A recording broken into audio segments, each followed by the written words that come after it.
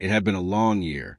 I had spent most of it quietly building something behind the scenes, something that didn't look like much from the outside. My daily routine was simple. Wake up early, work in my home office, field calls, meet clients, negotiate deals. But to my wife, and apparently to her sisters, it all looked like idleness. Karen, my wife, had once been supportive. When I left my job to start my own company, she cheered me on.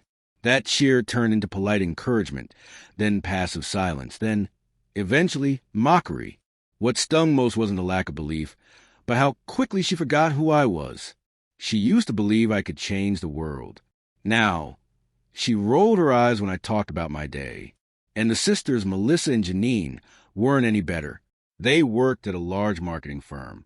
At least, that's what they thought. They had no idea that when I started my business, I'd gone after the struggling firm they worked for, quietly bought out, and turned it around under a new parent company I built from scratch. I was a silent owner behind the curtain, letting the existing management structure run things while I stayed invisible. That night, the night everything snapped, we were at Karen's mother's house for dinner. It was a typical family gathering. Laughter, wine, carefully sharpened insults disguised as jokes. I'd been quiet most of the evening, sipping my drink, nodding politely while the conversation turned from vacations to new handbags to, inevitably, work. Karen started it. "I mean, maybe you should ask him for a job," she said, gesturing lazily at me.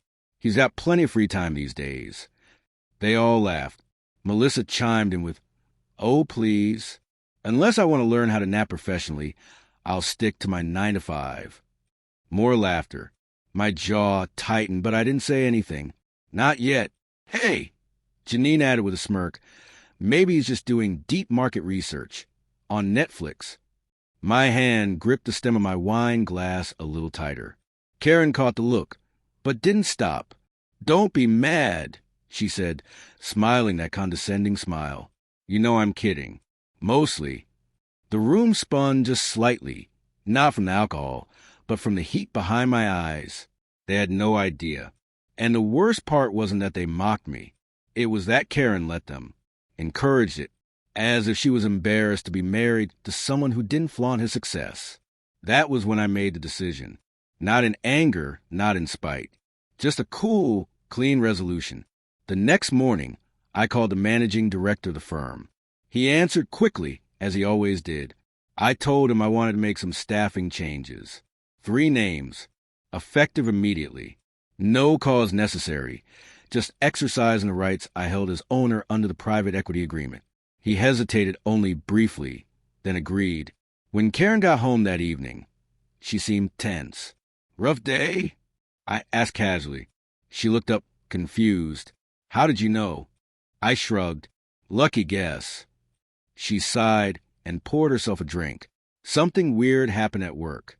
Melissa and Janine both got let go today. No warning, no reason. Just fired. "That's terrible," I said, keeping my voice steady. "Yeah, and nobody knows why. It's like someone up top just cut them loose." I waited a beat, then said, "Do you want the truth?" She looked at me, suspicious. "What do you mean?" "I mean that I know why they were fired." She set her glass down. "How?" I reached into the drawer beside me and pulled out the shareholder contract, the one that bore my name on the acquisition agreement.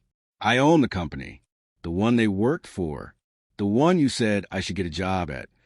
She stared at the document, silent. "I started a holding company 18 months ago. I continued, bought 3 failing firms, including yours. Spent the last year rebuilding them from the inside.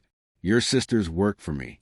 Every report they filed, every meeting they took, every snide comment they made in the break room, I heard about it. I kept quiet because I thought it didn't matter. But after last night, I realized something. Respect matters." Her face was pale. "You fired my sisters?" I met her gaze, level and cold. "They mocked me for not having a job. You laugh with them." So I reminded them who signs their checks. She didn't say anything for a long time. Eventually, she left the room. The fallout came fast. Karen begged me to reconsider, said I had gone too far. But the thing about respect is, Once you let someone walk all over you, they forget where the line is. She tried to mediate with her sisters, told them I was just being dramatic. They tried calling the director to complain. He referred them to the new HR contact, who reported directly to me. In the weeks that followed, I noticed something change in Karen. Not affection, not admiration, but distance. I think part of her finally understood who I was and who she had stopped believing in.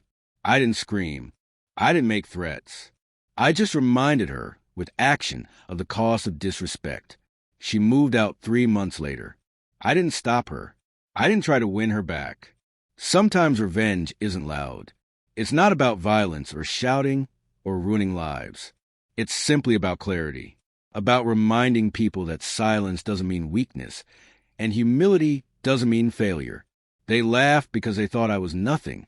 Now, they remember me every time they fill out another job application.